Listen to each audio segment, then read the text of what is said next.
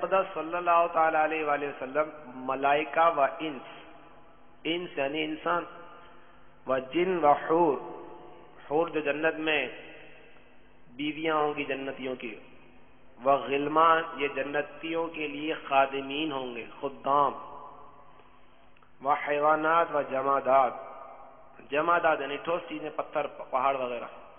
غرض تمام عالم کے لیے رحمت ہیں، اور مسلمانوں پر تو نہایت ہی مہربان۔ قرآن میں ہے سرکار دو عالم صلی اللہ علیہ وسلم کو فرمایا کہ وما ارسلناک الا رحمۃ للعالمین، سارے عالم کے لیے رحمت ہے۔ مومنین کے لیے فرمایا بالمؤمنین رؤوف الرحیم، مومنوں پر تو کمال درجے مہربان ہے۔ تو سرکار دو عالم صلی اللہ تعالی علیہ وآلہ وسلم ملائکہ کے لیے بھی رحمت ہے، انسانوں کے لیے بھی رحمت ہے، جنوں کے لیے بھی رحمت ہے، حوروں کے لیے بھی رحمت ہے، جنتیوں کے خادموں کے لیے بھی رحمت ہے، حیوانات کے لیے بھی رحمت ہے، جمادات کے لیے بھی رحمت ہے، ساری مخلوق کے لیے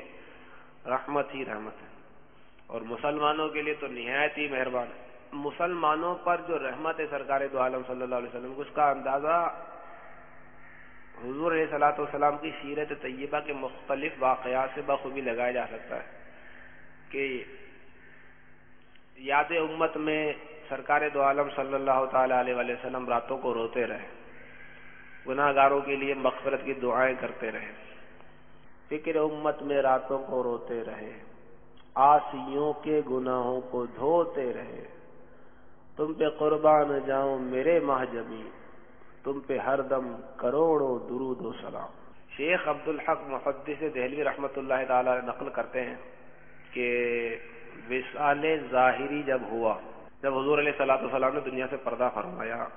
تو جب حضور صلی اللہ تعالی علیہ وآلہ وسلم کو دفن کیا جانے لگا تو جو صحابی یہ کام کر رہے تھے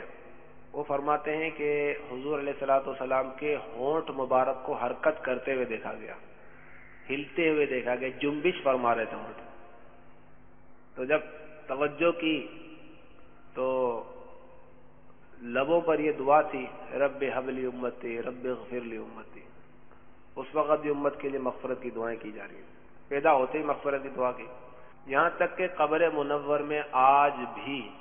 سرکار دو عالم صلی اللہ تعالی علیہ وآلہ وسلم گناہ گاروں کے لیے مغفرت کی دعا کرتے ہیں۔ جب نیکیوں بھرا اعمال نامہ پیش کیا جاتا ہے، نبی کی بارگاہ میں امت کے اعمال پیش کیے جاتے ہیں، والدین کے پاس بھی ان کی اولاد کے اعمال جاتے ہیں،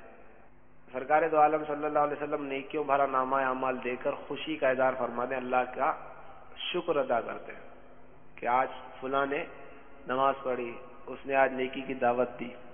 سمجھانے کے لیے نا، اس نے آج مدنی قافلے میں سفر کیا، اس نے آج فیضان سنت سے درس دیا، اس نے دو اسلامی بھائیوں پہ نسواتی کوشش کر کے دونوں کو مدنی قافلے کے لیے تیار کر لیا، اس نے آج مدنی انعامات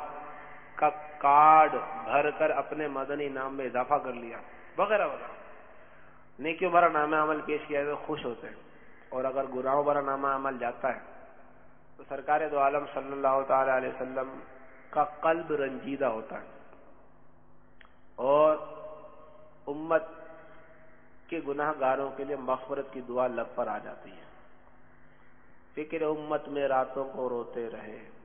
عاصیوں کے گناہوں کو دھوتے رہے، تم پہ قربان جاؤں میرے مہجبی، تم پہ ہر دم کروڑوں درود و سلام۔ اس میں ویسے چوٹ ہے ان لوگوں کے لیے کہ جو حضور علیہ الصلوۃ والسلام سے محبت کا دعویٰ تو کرتے ہیں لیکن حضور صلی اللہ تعالی علیہ وآلہ وسلم کی سنتوں سے دور ہیں۔ پیارے اسلامی بھائیوں، صحابہ کرام کا جذبہ دیکھیے کہ ایک صحابی کو کفار نے گرفتار کر لیا تو مکے کے بازار میں لے گئے، تو چونکہ غزوہ بدر میں انہوں نے کسی کو قتل کیا تھا، کسی کافر کو، ان کے سارے وارث ورثہ جو بھی تھا سب جمع ہو گیا، اب اس سے بدلہ لے کے اپنے کو باندھ دیا گیا۔ ایک تھے اور چاروں طرف کفار۔ ابو سفیان جو اس وقت ایمان نہیں لائے تھے، بعد میں ایمان لے آئے تھے، وہ کہنے لگے کہ دیکھو ہم تمہاری جان لینے والے ہیں،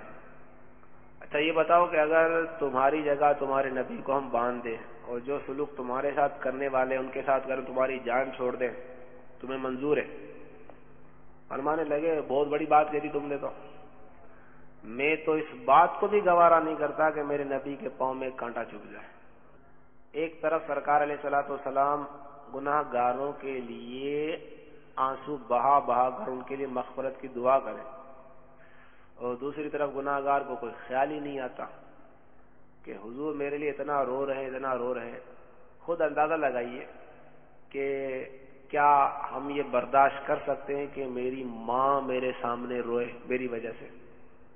میرا باپ میرے سامنے روئے میری وجہ سے، میرے کرتوتوں کی وجہ سے میری ماں کو آنسو نکل جائے، میرے باپ کا قطرہ بھیجا، تو مجھے گوارا نہیں ہوگا کہ میری ماں میری وجہ سے تکلیف میں آ رہی ہے، میں اپنی ماں کو تکلیف میں دیکھنا نہیں چاہتا۔ تو حضور علیہ الصلوۃ والسلام تو ہماری جو ماں ہے اس سے بڑھ کر بھی ہم سے محبت فرماتے ہیں، تو حضور کو رلانا یہ کیسے گوارا ہوگا؟ اب یہ کیسا مسلمان ہے کہ اپنے گناہوں کی وجہ سے سرکار کو رلاتا ہے؟ بہت چوٹ لگنے والی بات ہے، اب جس کی سمجھ میں آ جائے۔ صلو علی الحبیب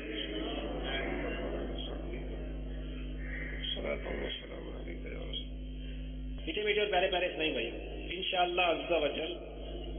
مدنی قافلوں میں سفر کرتے رہیں گے تو اس قسم کی باتوں کو سیکھنے کا ذہن بنے گا، اور انشاءاللہ عز و جل مدنی قافلوں کی برکت سے فرض علوم سیکھ کر اس پر عمل کرنے کا بھی جذبہ مل جائے گا۔ صلو علی الحبیب۔ مجھے اور ساری دنیا کے لوگوں کی اصلاح کی کوشش کریں، انشاءاللہ